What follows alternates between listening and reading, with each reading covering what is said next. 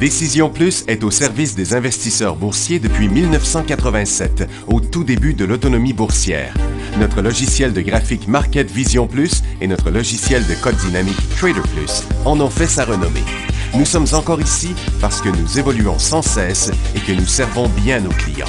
Découvrez nos produits et services spécialement conçus pour l'investisseur actif et autonome dans la boutique Décision Plus. Le logiciel de graphique Market Vision Plus est en français. C'est le logiciel le plus utilisé par les investisseurs de chez nous. C'est lui que vous voyez dans le feu de l'action. Trouvez, classez et analysez plus facilement avec cet outil sans pareil pour suivre la bourse et prendre les meilleures décisions. Gardez vos titres à l'œil avec Market Vision Plus. Consultez la boutique Décision Plus pour en faire l'essai pendant 10 jours sans aucun frais, c'est garanti. Laissez-nous vous guider pour analyser la bourse et prendre vos décisions. Les analystes de Guru.tv feront tout le travail pour vous. De minute en minute, nous classons les titres selon leur situation technique. Nous révélons les signaux d'achat et de vente. Nous publions des recherches poussées et nous prodiguons des conseils en temps réel. Ça commence avant l'ouverture et ça se poursuit jusqu'à la fermeture des bourses. Profitez de chaque cycle boursier avec Guru.tv. Trader Plus, l'instrument du day trader. 50 cotes qui clignotent en même temps. Autant de listes que vous voulez. Graphiques à la seconde. De 3 à 30 graphiques. Des alarmes à volonté. Des listes de cotes préparées. Des modèles graphiques préparés. Prêts à faire feu. Achetez, vendez avec Trader Plus.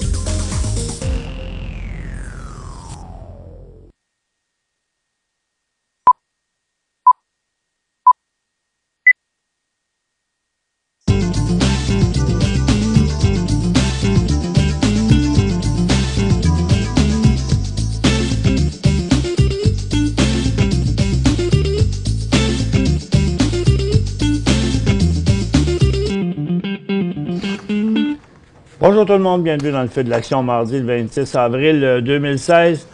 Aujourd'hui, c'est les ressources qui remontent un peu, là, qui regagnent ce qu'ils ont perdu hier, mais il se passe toujours pas grand-chose sur les marchés, qui sont toujours en attente de la décision du FOMC demain et des résultats d'Apple ce soir.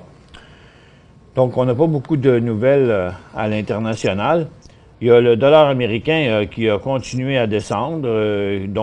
Ça y fait 2 cycles complets sur sa base. Donc, là, maintenant, tant qu'on n'aura pas décollé au-dessus de la double résistance ou en dessous du double support, il n'y aura pas de nouvelle direction sur le dollar américain.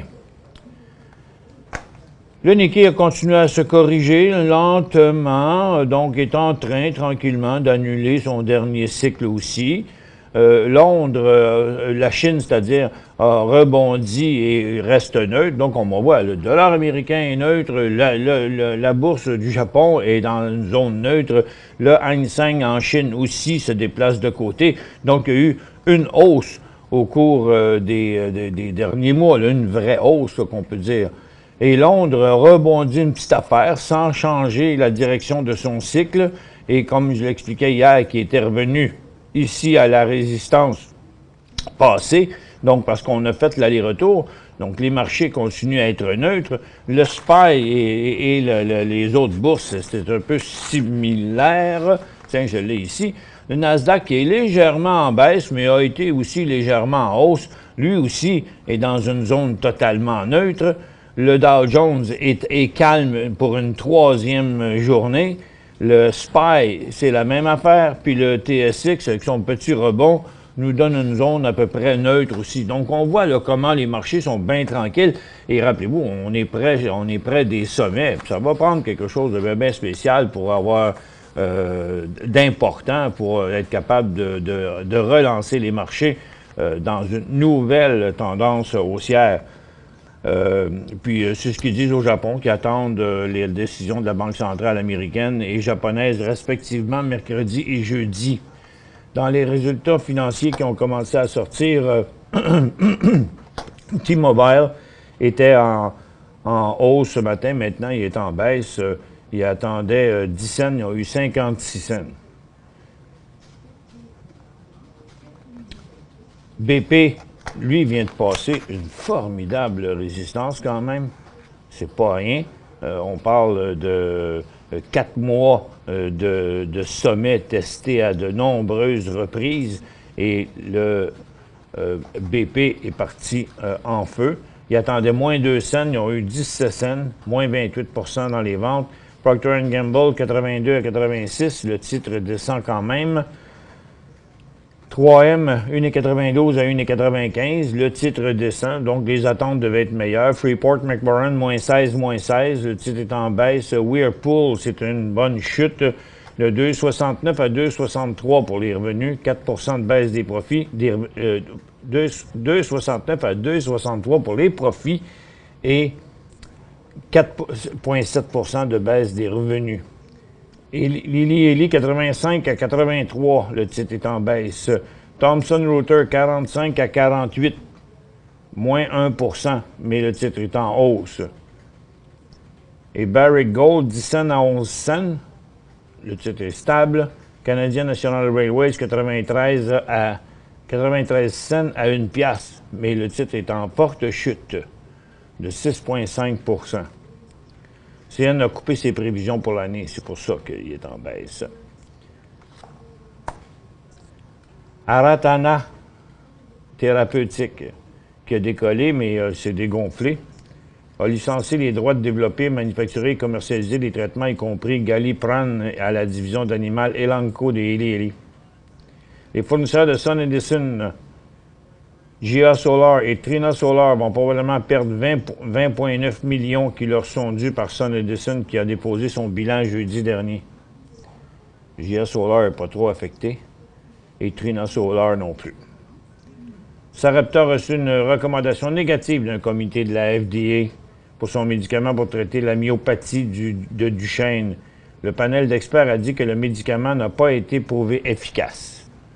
Donc le titre était déjà en chute avant. Il était en arrêt de transaction toute la journée hier et a ouvert à la baisse. Ballard Power a livré des prototypes de propulsion à pile combustible à la filiale In-situ de Boeing pour une utilisation dans les véhicules aériens sans pilote Scan Eagle qui compte déjà 800 000 heures de vol. Husky Energy accepte de vendre une participation de 65 % dans les aléoducs d'Alberta. Le titre, ça c'était Boeing. Husky est en baisse. Pourtant, ils vendent des participations. Ça devrait faire de l'argent. Pourtant, à Chung Chong Infrastructure Holding, ça sonne chinois, cette affaire-là. Power Asset Holding et Power Asset Holding. Le titre est en chute. Bombardier va confier ses installations de l'Apocatière à la production des planchers de voitures et de loges de conducteurs actuellement fabriqués au Mexique pour contrer les retards des tramways de Toronto. Faut que je relise ça. Bombardier va confier ses installations de l'Apocatière, la production des planchers de voitures et de loges de conducteurs actuellement fabriqués au Mexique. À qui? C'est la manière que c'est. Ils vont donner ça au Mexique? C'est au Mexique, c'est une usine au Mexique, puis ça va être ramené à l'usine de l'Apocatière. Ah, OK. C'est drôlement écrit. C'était au Mexique, ça va être ramené à l'Apocatière. Bombardier, qui était en élan haussier hier, continue à monter. On s'en va à la pause.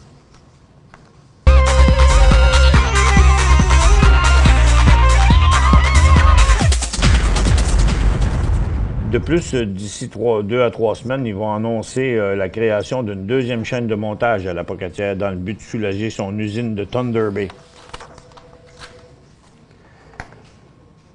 Bon, dans les ressources, le gaz est en baisse, le pétrole est en hausse, les pétrolières sont en hausse. Ce que ça nous donne dans notre graphique quotidien, c'est qu'on revient à la case départ, encore prêt à s'enclencher à la hausse, qu'on pensait qu'il pouvait arriver hier, mais ça a glissé à la place hier.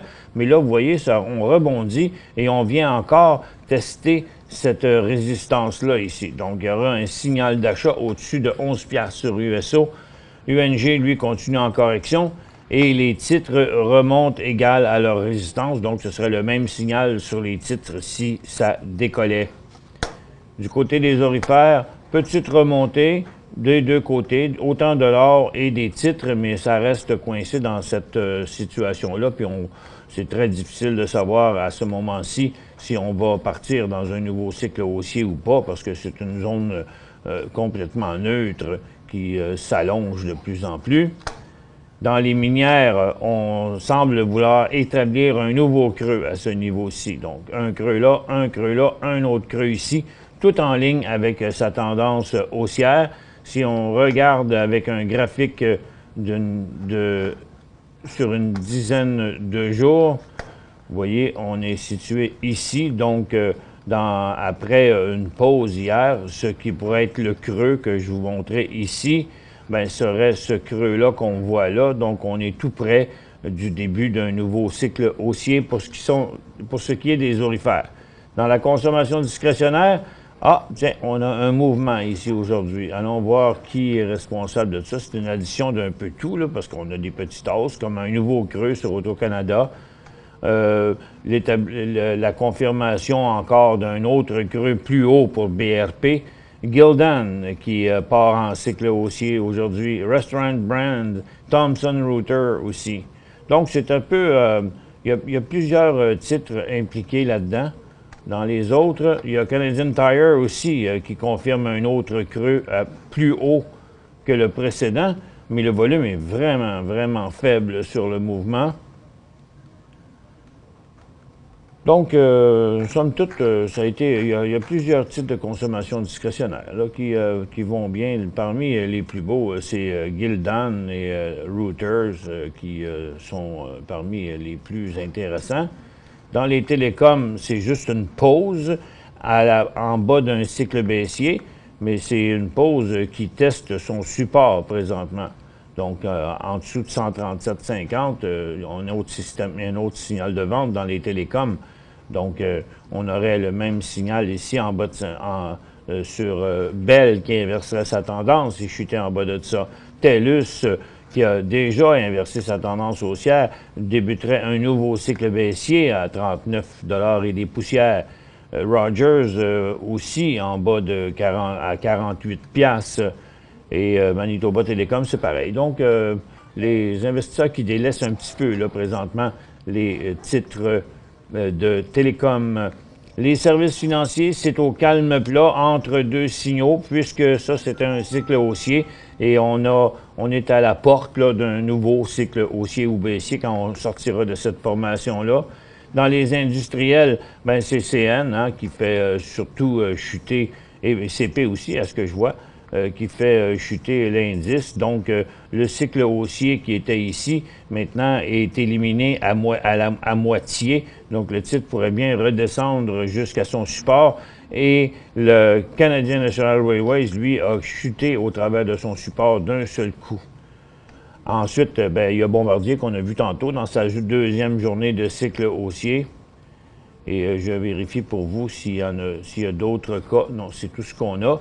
Real estate, c'est neutre. Les services aux collectivités aussi. La santé, on est entre deux cycles. Le prochain est au-dessus du haut d'avant-hier.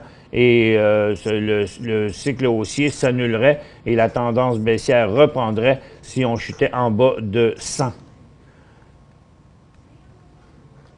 La consommation de base, pas très solide non plus. On est sur un creux évident qui est en ligne avec la tendance baissière. Donc, ce serait un cycle haussier qu'on devrait avoir. Mais par contre, si ça chutait à 490, l'indice, bien là, on changerait d'angle de la tendance pour une tendance plus abrupte à la baisse. Donc, on devrait éviter ce secteur-là pour l'instant. Et la technologie, c'est un petit rebond de rien. Il n'y a pas grand-chose d'intéressant à part dans la consommation discrétionnaire et dans les industriels avec Bombardier là, qui a fait un mouvement intéressant hier, mais aujourd'hui, surtout consommation discrétionnaire. Pour ce qui est de l'énergie, ben on y revient encore une fois là, au sommet, énergie et mines. Les mines, on l'a ici, je vais vous le montrer dans ce graphique-là. Les mines ont légèrement passé au-dessus du haut, mais sont stabilisés. Donc, toute continuité ici nous donnerait un nouveau cycle haussier pour les mines. Pendant la pause, on vous ouvre la barre de questions, puisque on a terminé de répondre à vos questions hier. Et tiens, on va faire un petit survol en attendant d'une couple de titres. Après la pause d'abord. Pour joindre Michel Carignan et son équipe par courriel, écrivez à michelcarignan@decisionplus.com.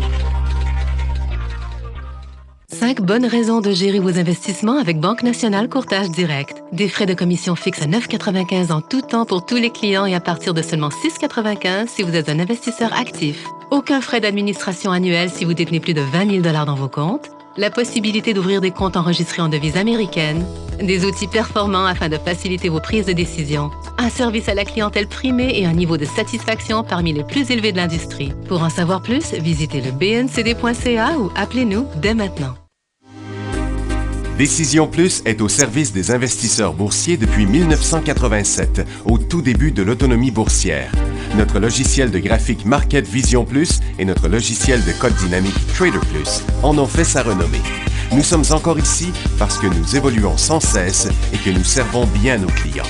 Découvrez nos produits et services spécialement conçus pour l'investisseur actif et autonome dans la boutique Décision Plus.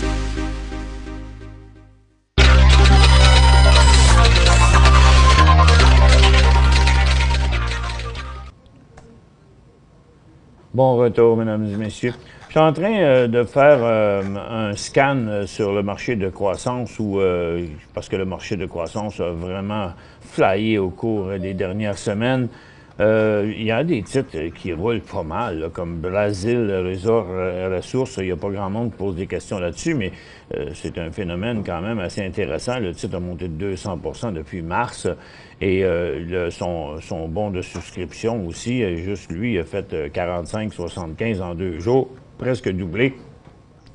Et beaucoup d'autres, Bear Creek, vous voyez comment le titre a été fort, sont en correction. Mais ce que je veux porter à votre attention, c'est certains titres, quand on embarque là-dedans, l'importance toujours de prendre des profits comme Calinex ici, qui a décollé hier, qui est en hausse encore aujourd'hui. Tiens, il y a Lithium Énergie qui pourrait nous donner un autre signal haussier en haut de 2,25 $ prochainement. Vous voyez que dernièrement, les volumes ont été quand même très forts et il y a QHR et technologie aussi à surveiller au cours des prochains jours. Integra Gold qui est très, très, très solide, même qui est en accélération de sa tendance. Mais par contre, d'autres comme ici, vous voyez, je vais rentrer dans un signal haussier à 23 cents ici, après avoir atteint 35 à 37 cents. Vous voyez que le titre a perdu beaucoup de plumes, donc retour à la case départ. Donc, quand on achète ici, si on prend des profits là, bien, ça nous permet, si le titre revient ici, de ne pas avoir perdu tout l'argent, d'avoir gardé cette portion-là. Et ce qui fait que si vous achetez, je sais pas moi, 10 000 actions ici, puis vous en vendez 5 000 là, les 5 000 qui vous restent ont un coût ici et non pas ici, puisque vous avez pris un profit ici. OK? Et il y en a quand même pas mal de titres comme ça qui ont beaucoup monté puis qui se corrigent aussi maintenant, là. Comme Nevada Energy, exemple, qui était sur un sommet, puis là, il est reparti à descendre. Donc, oui, dans certains cas, c'est plate, on vend, le titre continue à monter, mais la majorité du temps, il y a quand même des bonnes corrections. On y va avec une première question, et vous avez eu le temps de vous préparer pour les questions sont longues. Achat PTK à 1,16 $. À 1,16 $. Bon, le titre a décollé à 1 $ au-dessus d'une très, très belle résistance ici, à 1,10 $. Vous l'avez payé 1,16 $. Il vaut 1,26 $. Mais arrêt de transaction hier. OK. Mais c'est pas négatif parce que, regardez, le Bédonasque est à 1,39 $. Donc, il n'y a sûrement pas de trade aujourd'hui. Il y a un volume de 300, non? Bon, je ne suis pas sûr que c'est bon, mais en tout cas, si le titre est encore en arrêt de transaction, il y a toujours un bidonnage dessus, puis il est à prix plus élevé. Pour l'instant, ça sent bon. N'hésitez pas à diminuer votre position aussitôt que le titre réouvrira, Charles. Louise, bonjour, je voudrais acheter SJ à Toronto. SJ, c'est Stella Jones. Son stochastique semble indiquer une reprise. Bon choix. Bon, de toute évidence, il est en situation survendue, comme il l'était ici et à chacun de ces autres endroits. Donc, c'est pas mauvais choix. Par contre, on peut pas dire que la tendance est extraordinaire. Son stochastique est peut-être là, mais il va revenir ici en haut lorsque le titre va avoir atteint 48,33. Donc, 46,78 à 48,33, c'est une pièce et demie, à peu près. Une pièce et demie sur 48, c'est pas beaucoup. OK? Donc, et le fait que le titre revient sans cesse tester ses supports et que ses résistances sont moins hautes, et comme vous voyez, la formation triangulaire est négative et qu'on est beaucoup plus près d'un décrochage que d'un décollage avec ses supports testés et ses résistances plus basses tout le temps.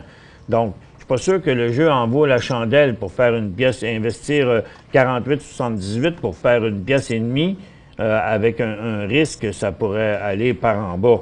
On regarde ça à long terme, ce que ça a l'air. Bon, le titre a l'air, c'est pas un mauvais titre parce que la compagnie elle semble bien solide, elle progresse depuis longtemps, mais mon seul point, c'est que ça fait longtemps que c'est pas arrivé.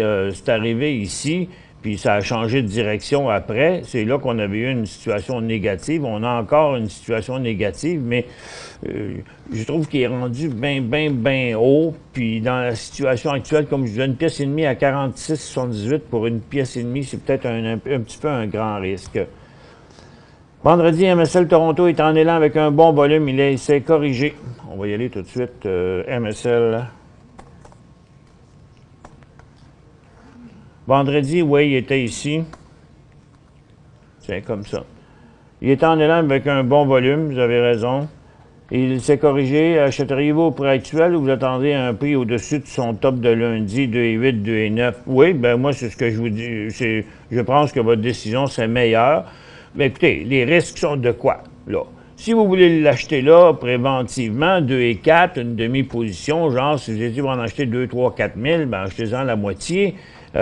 Et puis, si le titre rechute en bas ici, bien, vous avez à peu près 7 cents de risque. OK? Il ne fait pas de patte, là, il ne fait pas de glitch, comme on dit, là. Ben, vous pourriez peut-être l'acheter là, une demi-position, et l'augmenter si le titre décolle. Ou attendre tout simplement 2,8, comme vous dites. NCO, qui est Nico, qui a été super effervescent hier matin à l'ouverture, mais depuis ce temps-là, il ne fait rien. Prochain signal d'achat, 28 cents. À 22, c'est un signal de vente. Hier, à 9h54, vous annoncez la mise à jour du top 5 achats HVU, donc chute du SPY par son séquent, une chute possible du T6. Hein? Qui vous a dit qu'une chute du SPY équivalait à une chute du TSX? Souvent, les marchés de Toronto et de New York vont aller dans des directions différentes.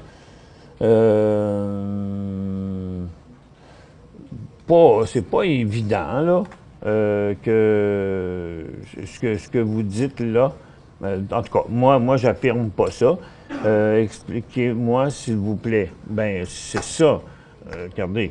Attendez un peu, là. On va mettre... on s'en va à la pause encore. On fait ça en revenant de la pause.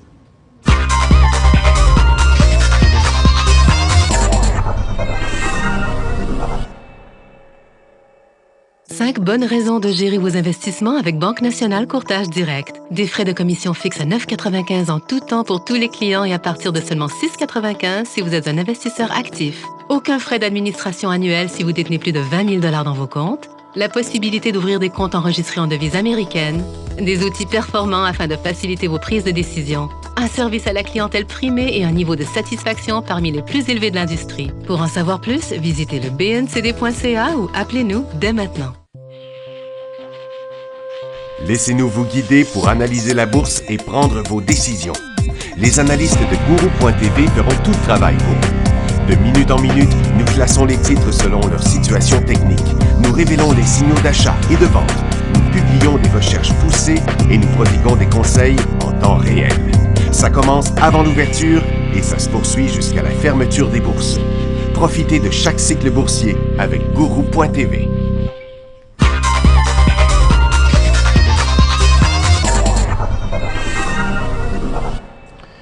Bon, ben, en relisant la question, ce que vous dites à propos de HVU, si le SPY est en baisse, oui, HVU va monter, mais que ça veut dire que si le SPY descend, que le TSX va descendre, on peut pas dire une telle chose. Puis le symbole de Freeport, quoi? FCX. Freeport. FCX. Bon. Et puis, tu sais, je voudrais pas ouvrir une canne de verre, là. Vous comprenez qu'on ne va pas faire en direct dans une émission un service de symboles boursiers. Je pense que il faut, vous allez sur le site du TSX, vous tapez le nom de la compagnie, ils vont vous le donner. Ici, tiens, Dancine. Bonjour Michel, que faire avec AGF? AGF.B. AGF Management. Il est dans une belle situation technique, AGF, hein? Pour le moment, vous voyez la résistance qu'il y a là, testée tellement de fois. Ça veut dire qu'à chaque fois, les acheteurs ont refusé d'aller plus loin. Mais depuis janvier, à chaque mois, le creux est allé moins loin. Ce qui nous donne une formation triangulaire ascendante. Donc, signal d'achat à 5,40, 5,50. Point d'entrée de Lithium America, LAC. Pour l'instant, ça pourrait être à cet endroit-ci, sous toute réserve toutefois, parce que là, c'est son premier point de stabilité, là, parce qu'il a commencé il s'est corrigé. Le fait qu'il a annulé son dernier cycle haussier, regardez, le creux précédent était ici. Il y a eu un cycle haussier. Le cycle haussier s'est annulé. Le volume a été à peu près similaire. Ça veut dire que les acheteurs qui sont entrés ici sont ressortis ici. C'est ce qui veut dire que c'est neutre. OK? Donc, les acheteurs sont entrés, les vendeurs sont sortis, et puis c'est là que ça devrait se stabiliser. Est-ce qu'on peut le voir en intra-séance? Oui, on le voit ici au complet, ce cycle-là, aller-retour. Ça se trouve être cette tendance-ci et cette tendance-là. Donc, pour l'instant, le creux est à 70 cents, à peu près, 70-72. Et donc, à partir d'ici, le prochain signal d'achat serait 83. Mais il y aura un signal de vente à 67 cents. LIF. Labrador Iron Ore. Coût moyen 10,50. Dividende presque 10 %. Comment me protéger et tirer le maximum? En suivant votre tendance. Vous avez payé 10,50. 10,50, c'est ici. Et votre prix là, il est de 14 $. C'est 10 % par année. Fait que tout va bien quand vous avez un dividende et en plus un gain de capital. Excepté que quand on n'a plus le gain de capital et qu'on a le dividende, je ne suis pas sûr que c'est vraiment payant. Donc, mais pour le moment, tout va bien, puisque la tendance qui était dans cet angle-ci est rendue dans cet angle-là. Avec un creux plus haut ici, un creux plus haut là, ça devrait être un nouveau creux là. Donc, pour garder le maximum de profit, je vous dirais que la tendance qui est environ ici, donc ce serait comme en bas de 13 $, ce serait un signal de vente, mais qu'en attendant, vous pourriez très bien le garder parce qu'il semble s'être calmé ici avec la construction d'un nouveau creux aujourd'hui. Et puis, lorsqu'il repart là, c'est un autre cycle haussier. Donc, le point de sortie, il n'y a pas longtemps, il était ici.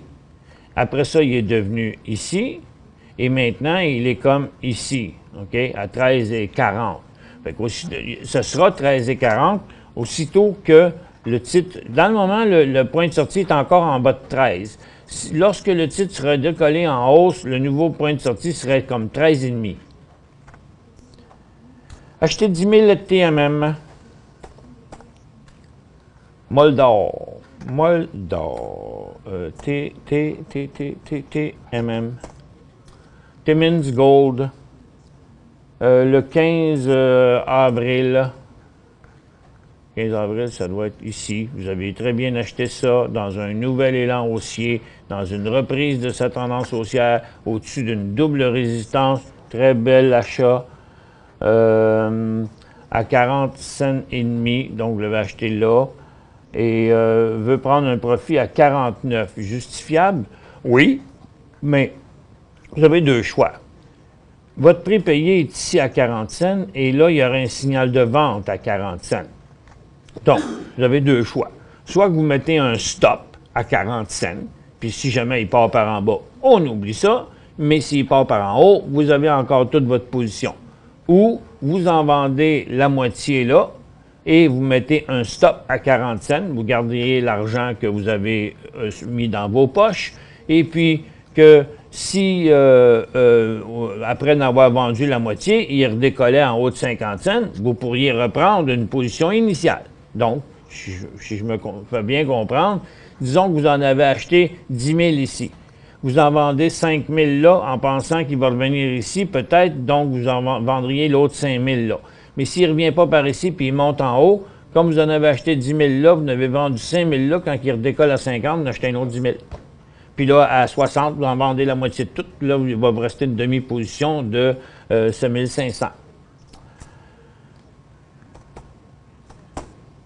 NMX à conserver, signal de réduction à 1 piastre pour l'instant. Tout est beau. Prochain signal d'achat, 1,22 $. Merci d'avoir été avec nous. On se retrouve demain dans le feu de l'action.